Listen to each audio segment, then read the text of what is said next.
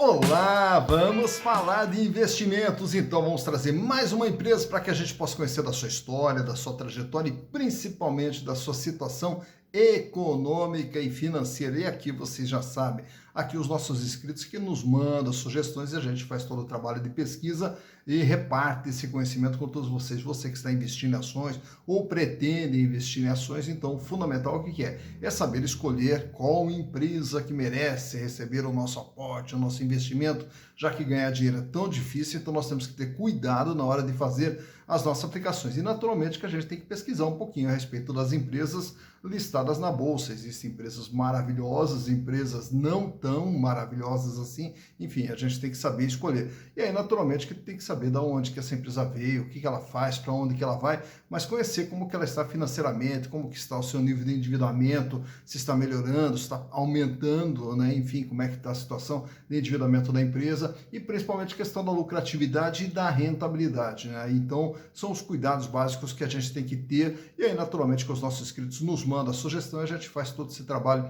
de pesquisa e análise e reparte esse conhecimento com vocês. Afinal de contas, o canal Silas Negrafo é um canal de construção do conhecimento. Então, nós, juntos aqui, vamos construindo conhecimento, sabe quem eu agradeço muito, né, a participação de todos vocês. E no caso dessa empresa, tem dois inscritos aqui que nos mandaram a sugestão. Lá o Wellington Marcal, grande Wellington Marcal. Ô Wellington, prazer sempre ter você junto conosco. E também quem nos sugeriu essa empresa, esse aqui, homenagem a você. Lani Vasp, lá de São Paulo. Ô Lani, você me mandou um vídeo lá, adorei o vídeo. Agora, em tua homenagem, estou usando aí AC/DC. Vamos lá, com muito rock and roll.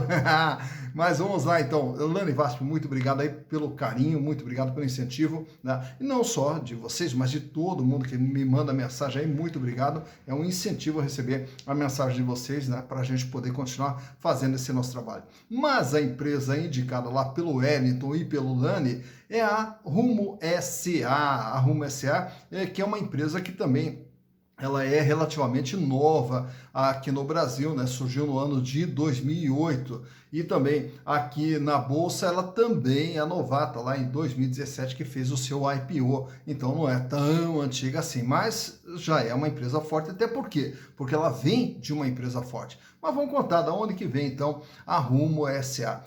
Inclusive, eu já retratei a origem, não só da Rumo, mas de todo o grupo, já retratei aqui no canal, né, que trata-se lá da Cosan. Mas vamos contar mais uma vez a história aqui, repassar um pouquinho da história. Lá em 1936, quando Pedro Ometo e João Ometo, junto com Mário Dedini, eles passam a investir em usinas de açúcar lá no interior de São Paulo, né? E aí começa então com a produção de usinas de açúcar. Em 1949, eles fundam a usina da Barra também, e vai ampliando o negócio na produção de açúcar, né? E aí daí na sequência também, quem vem trabalhar com eles é o Orlando Ometo, e a partir do momento que o Orlando Ometo, que é o filho do Pedro Ometo, passou a trabalhar e ele acabou dando todo o impulso.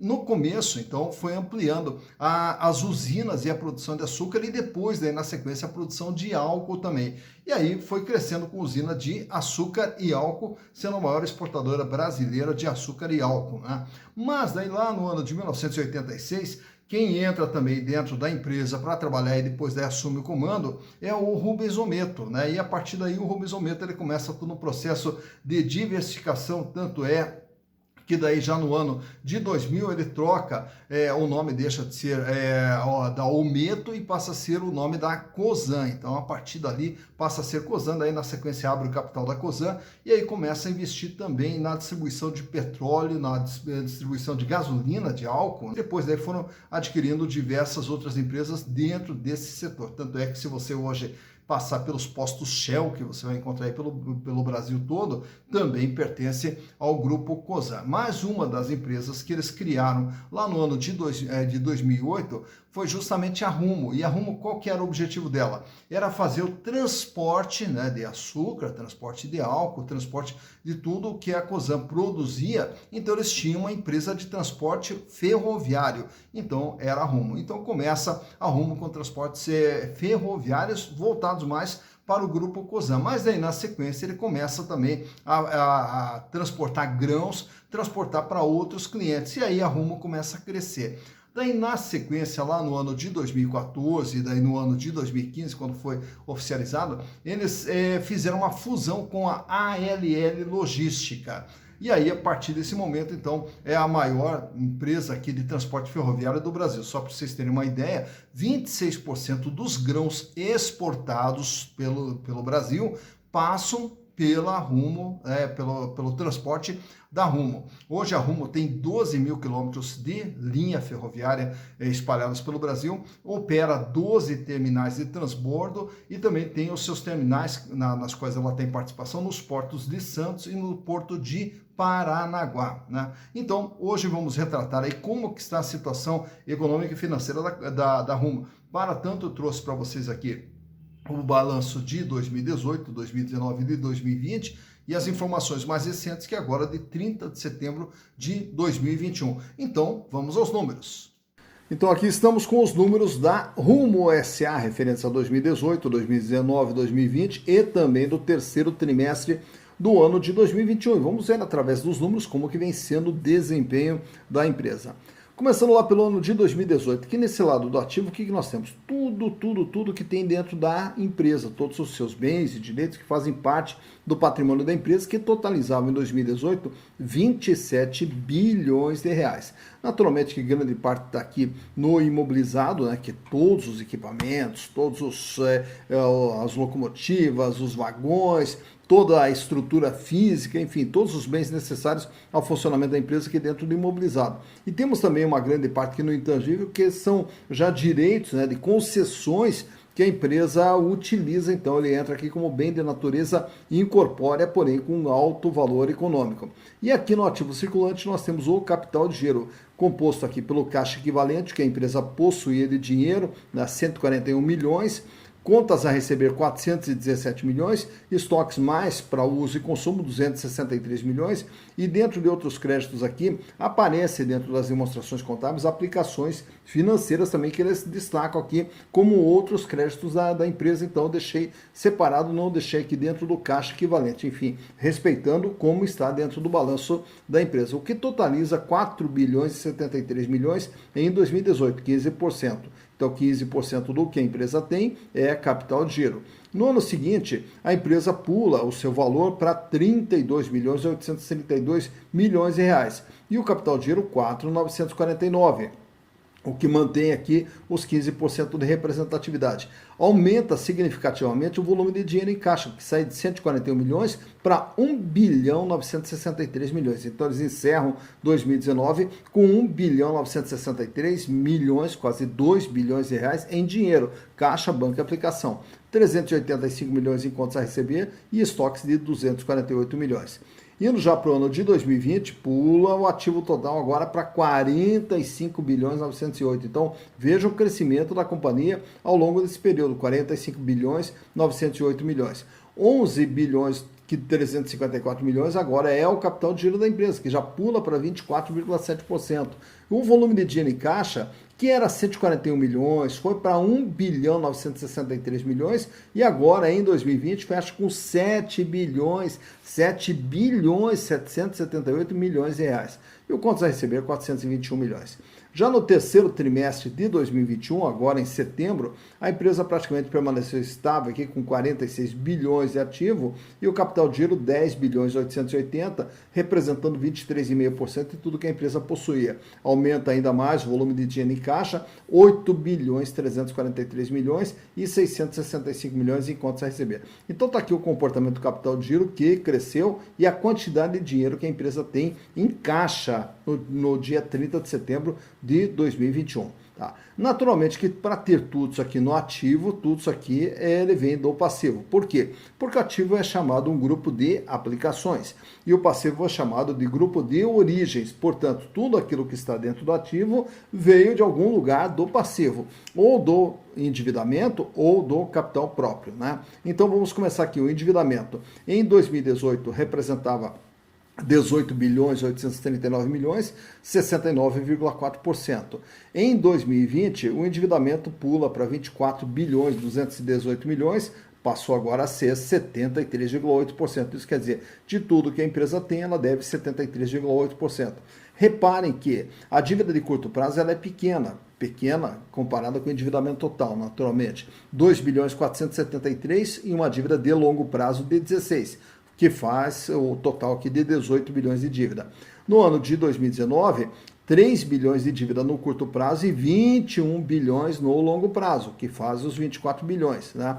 E também o que eu quero chamar a atenção aqui, que quando nós olharmos aqui os números, que são assustadores, a empresa tem uma dívida de 24 bilhões, mas tem que olhar esse númerozinho aqui, ó, quanto que é o peso da dívida, né? Então, não necessariamente o valor é ele que pode até impressionar, mas o que determina se uma dívida é alta, se ela é sufocante ou não, é isso aqui, é o peso. Então, de tudo que a empresa tem, quanto que ela deve. No ano de 2020, a dívida pula para 30 bilhões 612 milhões. Vejam só que a dívida aumentou, né? Porém o peso dela está mais suave, 66,7%. Naturalmente que grande parte no longo prazo. E fechando aqui 2021, a dívida total permanece aqui nos 30 bilhões 790 milhões, com 66% de peso e grande parte, a maior parte, naturalmente, no longo prazo. Então, o endividamento 69, 73, 66, 66, praticamente permanecendo estável entre 2020 e 2021, na faixa de 66%. De tudo que a empresa tem, ela deve 66%. Olhando os resultados, agora, o que a Rumo produz de resultados? Aí tem uma demonstração, sempre acompanha o balanço, que é a demonstração de resultados do exercício. Nessa demonstração é que a gente vai saber se a empresa está ganhando ou não. Então começa aqui com receita líquida de vendas, 6 bilhões 584 milhões em 2018. Em 2019, 7 bilhões de reais. Em 2020, 6 bilhões 966. Então vejam que não está havendo aqui um crescimento no faturamento da Rumo. Já no terceiro trimestre de 2021, acumula agora 5 bilhões 927 milhões. O que também projeta aqui um faturamento na faixa aí também de 6 bilhões e meio, 6 bilhões e 800. Então, praticamente o faturamento da empresa vem se mantendo estável ao longo de todo esse período. E aí, olhando aqui embaixo, nós vamos ver o lucro da empresa. Quanto que ela teve de lucro? 272 milhões em 2018, 785 milhões em 2019. Em 2020, o lucro cai para 304 milhões e agora em 2021 volta a subir 539 milhões, também projetando um lucro muito semelhante ao que ela teve no ano de 2019, pelo menos aqui na faixa de 700 milhões, que está sendo projetado o lucro da Rumo para o ano de 2021. Então, dá para se perceber aqui um faturamento mantendo uma estabilidade e o lucro agora recuperando um pouquinho o lucro ao longo desse ano de 2021. Já que estamos falando dos números, trago para vocês também aqui, nesses gráficos, para que a gente possa ver de perto a situação financeira. E a situação financeira, ela é vista pelos índices de liquidez. A liquidez vai nos mostrar, a empresa consegue pagar suas dívidas ou não? Né? Então, para cada R$1 de dívida, o que a empresa tem? E aí ele é dividido em liquidez geral, que mede o curto, médio e longo prazo, e liquidez corrente, que mede só o curto prazo. Começando pela liquidez geral. Ele sai com índice de 0,40 em 2018, 0,56 em 2019, 0,82 em 2020 e 0,76 em 2021. O que ele quer dizer? Para cada R$1 de dívida que a empresa terá que pagar no curto, médio e longo prazo, ela dispõe de 76 centavos. Portanto, ela não tem os recursos se tivesse que quitar todas suas dívidas, até porque grande parte, como a gente mostrou há pouco, grande parte dessas dívidas são de longo prazo. Então, a empresa tem tempo para fazer caixa, para fazer frente a essas dívidas. Já no curto prazo, que é a liquidez corrente, ele vai dizer o seguinte: no ano, a empresa consegue pagar as dívidas? Então, ele sai com um índice de 1,64, permanece estável ali com 1,63 em 2019, aí sobe para 2,34 em 2020 e fecha com 2,93 em 2021. Para cada R$1 de dívida que a empresa terá que pagar no ano, ela já tem R$ 2,93. Paga, sobra e sobra bastante. Então, no curto prazo, a empresa não tem o menor problema financeiro. Trabalha com folga de caixa, como a gente viu até pelo volume de dinheiro em caixa que a empresa mantém. Porém, no longo prazo, a empresa vai ter que continuar gerando caixa, porque no longo prazo ela não tem essa folga que está tendo hoje no curto prazo. Analisando agora esse outro conjunto de informações aqui, que é o endividamento, uma análise do endividamento, vamos ver ali qual é o tamanho da dívida e como que a dívida vem se comportando. Ela sai com 69,4% em 2018, 73% 73,7% em 2019, 66,7% em 2020 e agora em 2021 até setembro, 66,6%. Então, hoje, a dívida da Rumo absorve 66,6% de todo o patrimônio da empresa, que é o tamanho da dívida em relação a tudo aquilo que a empresa possui. Nesse outro conjunto de informações, trago agora para vocês os índices de rentabilidade, que vai medir quanto que a empresa ganha em relação ao que ela fatura, quanto que ela ganha em relação ao que ela investe, quanto que ela ganha para o acionista. Margem líquida, o que ela ganha em relação ao que ela vende. Quanto que sobra líquido de tudo aquilo que ela vende? 4,1% em 2018, 11,1% em 2019, 4,4% em 2020 e fecha agora em setembro de 2021 com 9,1%. De tudo que a empresa vende, ela ganha líquido limpo 9,1%. Pagando custo, pagando despesa, o que sobra? 9,1%. Já a rentabilidade do ativo, o que ela ganha em relação a todo o investimento feito no ativo. Entende-se que tudo que você coloca no ativo é para gerar resultados. E quanto que gerou? 1% em 2018, 2,4% em 2019 e apenas 0,7% em 2020. Em relação a todo investimento feito, a empresa gerou um ganho de 0,7%. E fechando ali a rentabilidade do PL, quanto que ela ganha para o acionista?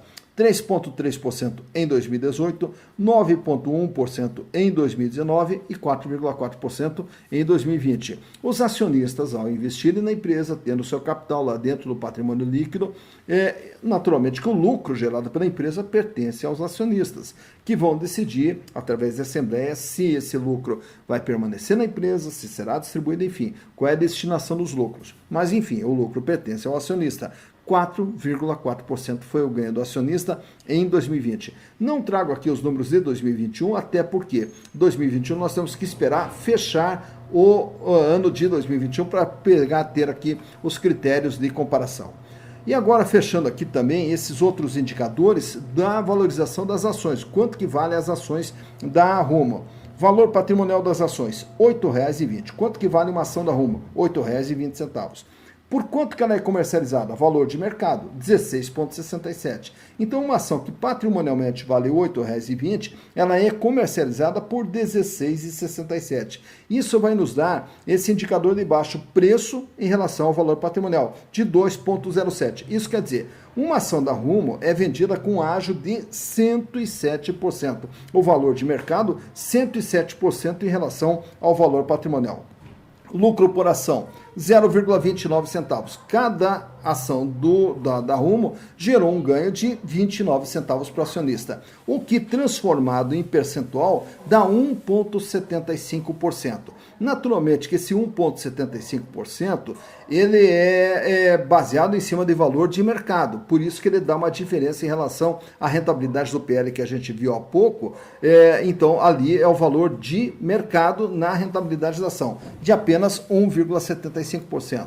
Dividendos por ação, não consta distribuição de dividendos no ano de 2021, razão pela qual deixei em branco. E a relação preço/lucro de 58,70. Isso quer dizer, um acionista, para ter o retorno do seu investimento através dos lucros gerados pela companhia, levará 58,70 anos. Então, é um prazo muito alto. Então, esse índice aqui ele vai dizer se uma ação é cara ou se ela é barata. Quando que uma ação é cara? Quando você leva muito tempo para ter o retorno do seu investimento. Quando que a ação é barata? Quando você leva pouco tempo. Então, esse índice de 58,70 mostra que a ação da Rumo ainda está muito cara através desse indicador. Falando em ação, trago aqui também para vocês esse gráfico aqui, ó, esse gráfico que é usado lá, buscado através do próprio Google. Você digita lá o ticket da empresa, o RAIL 3, RAIL3, né, que são as ações ordinárias da Rumo, né? Então, vamos ver como que as ações da Rumo se comportaram desde 2017. Lá em 2017, no comecinho de 2017, uma ação da Rumo estava cotada a R$ 7,70, R$ 7,80. E a partir de 2017, ela começa ali todo um processo de escalada e vai para o ano de 2018, continua o processo de escalada, chegando no final do ano valendo R$ 17,00. Aí ela passa ali por algumas pequenas oscilações, mas continua no processo de elevação e atinge o seu topo lá praticamente no final de 2019, atinge o seu topo valendo 26, praticamente R$ 27,00. Isso lá no finalzinho do ano de 2019, começo de 2020. E o seu valor mais alto, R$ 26,87, praticamente R$ 27,00. Aí vem a pandemia. Quando vem a pandemia, você vai ver aquela queda que tem ali logo no comecinho de 2020, ela despenca ali para 17,45, se recupera, volta lá para a faixa dos 23, 24 reais, cai, e aí depois ela fica oscilando ali entre 20 e 22 reais, né? E agora, desde praticamente agosto de 2021, com toda a instabilidade econômica do Brasil, ela também sofreu uma queda ao longo desse período aí, chegando agora no dia 24 de janeiro, quando a gente gravou esse vídeo aqui, com as suas ações valendo na faixa aí de R$ 16,67. Então tá aqui como que as ações da Rumo se comportaram ao longo desse período. Tá então, conhecida mais uma empresa, a Rumo SA. E a Rumo, naturalmente, que ela tem diversas outras empresas, que é Rumo, Malha Norte, Malha Centro-Oeste, então são diversas empresas dentro da Rumo, né? Mas a Rumo é a cabeça de todas elas, é a hold de todas as empresas de transporte ferroviário do Grupo Cosan, né? E que agora tem o seu capital aberto, tem suas ações também negociadas em bolsa, e aí você viu não só a situação econômica e financeira, como também há uma avaliação aí do valor das ações e o comportamento das ações da Rumo, né, no período aí dos últimos 5 anos, né? Então é como eu falei no começo lá, o importante na hora de fazer a escolha de uma empresa é saber, tá, mas que empresa é essa? O que ela faz? Qual é o seu mercado? Da onde que surgiu essa empresa? Porque todas as empresas, elas têm uma linha de comportamento, né? Então, se você pegar todas as empresas de uma forma geral, elas têm uma maneira de agir, forma-se uma cultura empresarial e a empresa vai trabalhando dentro daquela linha. Essa linha ela só é alterada quando existe uma troca de grupo controlador que pode dar uma ruptura e a empresa passar a trabalhar de uma forma diferente. Mas geralmente as empresas são como pessoas, né? Elas têm uma linha de comportamento. Então, se você sabe de onde ela vem, você já consegue ter uma ideia para onde ela vai, da maneira que ela vai também, da maneira como ela é gerida, né? Então, por isso que é importante também a gente conhecer um pouquinho da história da empresa, mas não só a história, mas é saber também financeiramente se a empresa tem dinheiro, se não tem dinheiro, se tem capacidade de pagamento, se não tem, se ela é muito endividada ou não, até porque endividamento sufoca e mata, e naturalmente que a empresa ela tem que ser lucrativa, ela tem que ser rentável, né? Porque quando você compra ações, você está entrando de sócio, e para você entrar de sócio, então tem que entrar de sócio de alguém que dê retorno. Então por isso que a gente faz questão de sempre analisar também os índices de rentabilidade da empresa. Então tá aí a Rumo SA analisada para vocês. Agradeço mais uma vez ao Wellington Marcal e ao Lani Vasp. Muito obrigado aí. AC/DC sempre na cabeça aí, moçada. Valeu, então, bons investimentos para vocês e até a próxima.